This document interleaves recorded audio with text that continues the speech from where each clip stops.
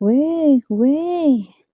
야, 대단하다. 왜 또? Okay, so yung mga babes na titingnan natin dito 'no, kung ano ito na energies rito na gumagambala na naman sa'tin 'no. Ishik, sa mga oras talaga na ito, ano na naman kaya ito? Yun yung sinabi ko na naman ito this time, ayan 'no. So, tingnan natin 'no. Thank you so much 'no, sa walang sawa ninyo talagang pag-standby dito at kung di niyo pa alam mga mahal, meron pa tayong isa pang channel, link down below sa ating description box. If interesado, i-click lang yan para makarating po kayo there and everyday nag-upload tayo ng collective readings for all signs doon. So, let us see this energies rito 'no, na talaga naman 'no, na buhay dito 'no, ang kanyang energy, ating alamin. So, yeah. Got it 'no, parang hindi mahahagip agad, masyadong ano, masyadong, mataas, high frequency ang energy na ito. So, let us see what's happening right in here. Hi pala sa ating mga bagong viewers, at naman hindi na ako nakapagpakilala 'no. My name is Yan, welcome returning instant buyers. Thank you sa inyong walang sawang love and support for me, mga mahal. Of course, mga kasawa-sawa ko diyang mga puyaters, thank you so much. Two of Wands nandito, Strength card energy. Page of Cups now. We also have here this Judgment energy. Plus Judgment to the High Priestess right in here. Three major arcanas na. Okay, three major arcanas right in here. By the way, Four of Coins present then. Bottom of the deck, we have the Ace of Cups, Five of Cups, and the Sun.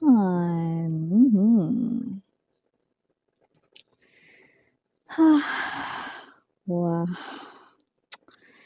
Chon 남친, ex-boyfriend, no? Or chon 여친, or ex-girlfriend ninyo ito. Attention dito ba lalaki LGBT? Wow.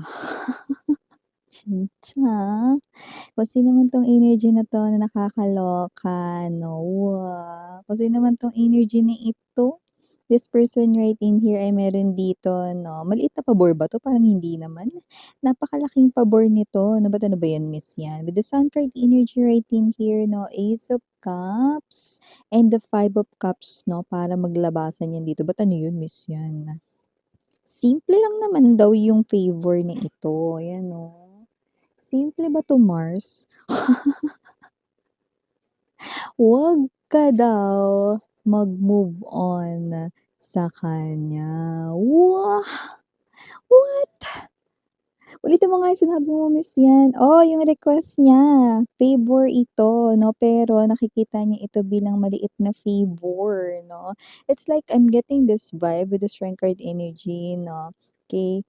Four of Coins, wait for me. Okay? Ibig sabihin 'no, wag kang mag-move on sa kanya right in here 'no, antayin mo daw siya rito 'no, up until ma-fix niya rito everything, ang kanyang self 'no, at ang kanya rito 'no, na life together 'no. Hindi, kailan yun, 'di ba?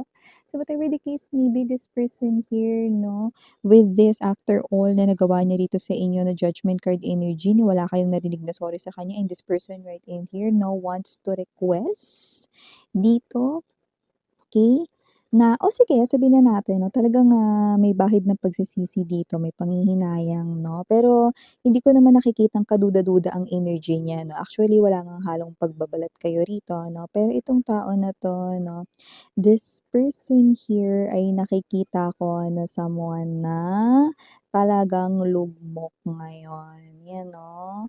Pero alam naman natin na may kanya-kanyang timeline ang lahat, may kanya-kanyang healing time ang lahat, 'di ba? Para pigilan ka niya rito ni hindi pa nga siya nagso-sorry, 'di ba? Alam mo yung energy ng nagpa-panic, yun yung energy niya.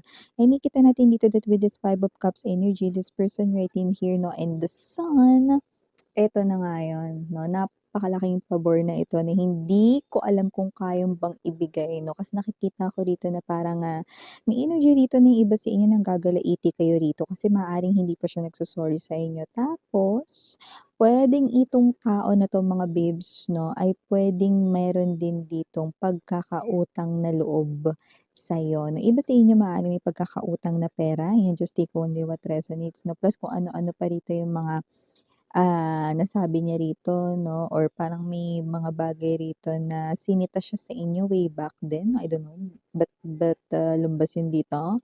Yeah, this person writing siguro sinita, mga bagay na puwedeng, "Ba't mo ginagawa yan?" Parang hindi naman dapat yan gawin, parang gano'ng klase ng energy 'no, parang sino ba siya? Like let's say 'no, yung panonood ninyo ng mga energy and tarot readings, ba't ka naniniwala diyan, 'yan 'no. So whatever the case may be, parang kine-question niya rito, ba't ganito yung interes mo, ba't ganito yung ginagawa mo, 'yan 'no. So whatever the case may be, just take only what resonates. That's, an example lamang 'no, pero may mga ganyan siyang sinisita, okey. So may mga bagay siyang napapansin rito na parang lahat na lang napapansin niya 'no.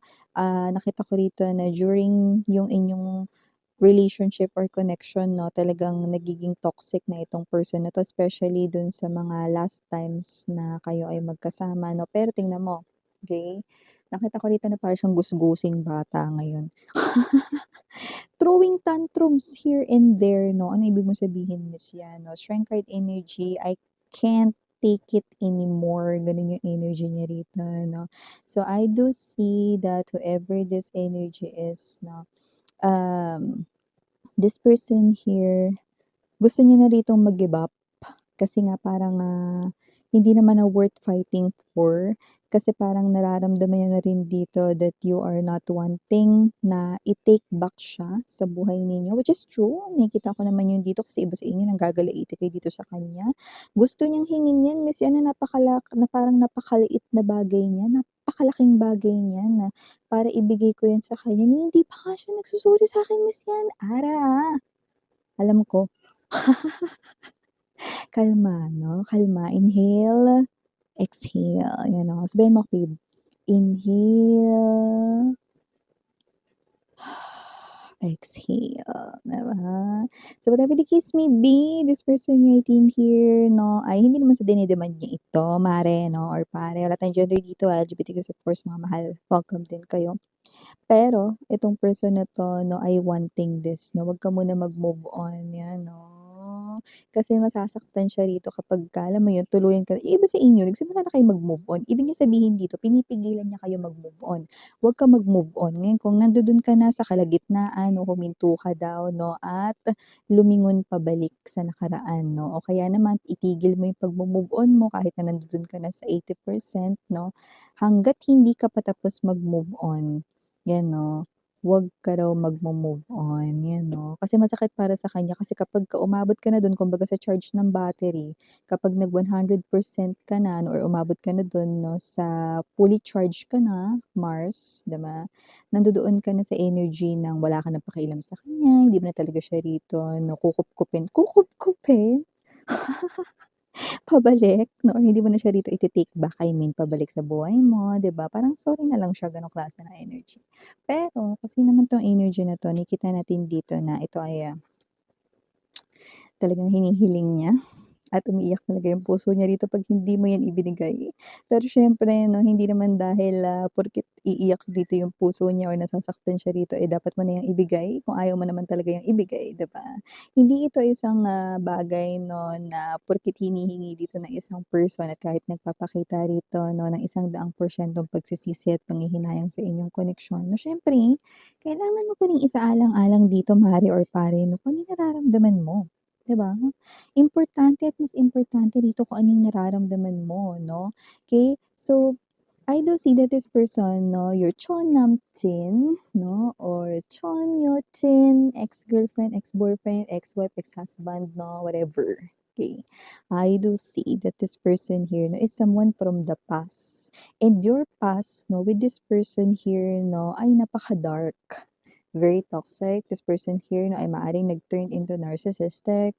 This person here 'no, ay parang nagkaroon din dito na parang alam mo yung ano, wala ka namang stress or wala ka namang anxiety pero nagkaroon ka nun dahil sa kanya, 'di ba? Wala ka ring insomnia pero nagkaroon ka nun dahil sa kanya. Ibig sabihin this person here 'no, did something na nakaapekto sa'yo 'no, not just physically, emotionally, mentally, no, all of it, 'di ba? So it's like, Miss Yan, I don't want to remember that. I don't want to be in that kind of place anymore 'no. Ara, I know, iye. 'di ba, naiintindihan ko, I understand. Yeah, but yeah, this person right in here 'no, ito yung gusto niyang iparating 'no, yeah, ngayong oras na ito talaga. Seryoso talaga. Pero yan 'no, itong person na 'to yung nakikita ko rito 'no, na isang klase rito ng energy na talagang mhm, nagsisisi talaga siya rito and with the two of wands 'no, this person ay nasa crossroads talaga ngayon. Alam mo may energy siya rito na baka bigla na lang siya rito pumunta sa inyo kahit naka-pajama yan. Yung parang nakapambahay lang 'no, anytime 'yan 'no, nakatsinelas lang, yung hindi masyado napaghandaan 'no, yung kanyang get up 'no. Dahil itong person na 'to ay nakikita ko rito more doon sa panic side, yung kanya ritong, energy 'no, ay nagpapakita ng parang, alam mo yung ano, kung bibigyan ko kayo ng example 'no, this person here looks like a slave while you are the king or the queen 'no. You give orders, you call the shots. So, you have the authority over this person. It looks like ang laki na ng naging gap ng energy ninyo 'no. Kasi para sabihin ko na siya ngayon ay isang slave at ikaw isa ritong parang like let's say amo or king, queen or like let's say empress kasi because you're moving. Okay, from king, queen to empress, emperor, 'no? Ano ibig mong sabihin, miss, yan? Because you are the sun. I do see that this is you, 'no? Nakikita ko na na-appreciate mo na rito yung mga bagay. Nakikita mo yung mga opportunities for growth sa kaperahan mo, sa career mo, na ibig sabihin nyo dito nagiging happy kayo without this person here and you even tell dito dati 'no, dati sinabi mo sa kanya 'no, you told this person here 'no, na parang hindi mo kaya na wala siya or whatsoever 'no, kaya mo 'yun 'no, kaya mo, 'di ba? Tas ngayon nga parang ayaw mo na, sinusuka mo na siya, eh. Kasi tabi sa kumakain diyan or nagkakape 'no, after nila na kumain 'no, ng dinner. So yun nga mga babes 'no, I do see that whoever this energy is, this person here really feels like 'no, na parang siya talaga ngayong basahan, yeah. Okay, because that's what I've, talaga 'no, na parang yun yung gustong lumabas sa bibig ko. So, ibig sabihin yun yung gustong sabihin ng mga guides 'no, na ilarawan ko siya rito na imagine slave, basahan, so kulang na lang basurahan, eh. Yeah, I know hindi ka pumupulot ng kalat because it's dirty na, 'di ba?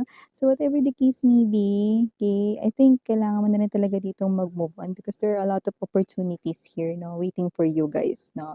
And kung ano 'tong nangyayari sa kanya rito 'no, it doesn't mean na, porket ganap yung pagsisisi, babalik ka na sa kanya 'no.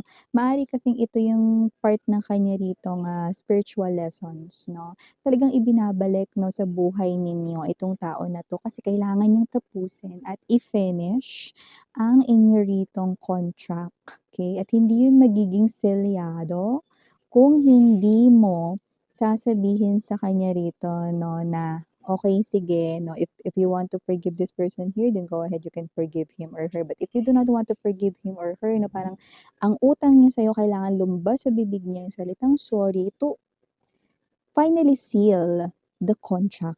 Kasi maybe this guy right in here 'no, yung Chon Namchen Chon Yotsin, or ex-husband, ex-wife mo, bahala kayo diyan 'no. This person here 'no, ay possible na karmic ka-connect mo, your karmic partner. Not someone you will definitely have that happily ever after. So, this person here, no matter kung gaano siya ka-toxic, ka-narcissistic way back then, all of the negative energies no, that this person here na tinataglay, no, kailangan at binabalik siya rito sa'yo. Because utang niyang sabihin sa'yo yung sorry, apology, yun. Okay? Kailangan masabi niya yun sa'yo. Yan. Okay? So, ever this energy is, no, I know this is a big favor right in here, no, but if you do not want, then you can reject him or her, no, agad-agad, instantly. Diba? But yeah, maybe this is an advice here for you guys, advance advice here for you guys, that your ex right in here na ay coming to you because hihingi siya dito ng malaking favor and that is to stop you from moving on sa kanya. Ote, 'di ba? Kayo makakapag-decide niyan. Okay, so yan mga babes, no, just go to sleep. And do not mind this person here. I mean, do not overthink the situation here, no? Kasi kahit naman i-overthink mo ito, pupunta pa rin siya sa'yo. Lalapit pa rin siya sa'yo.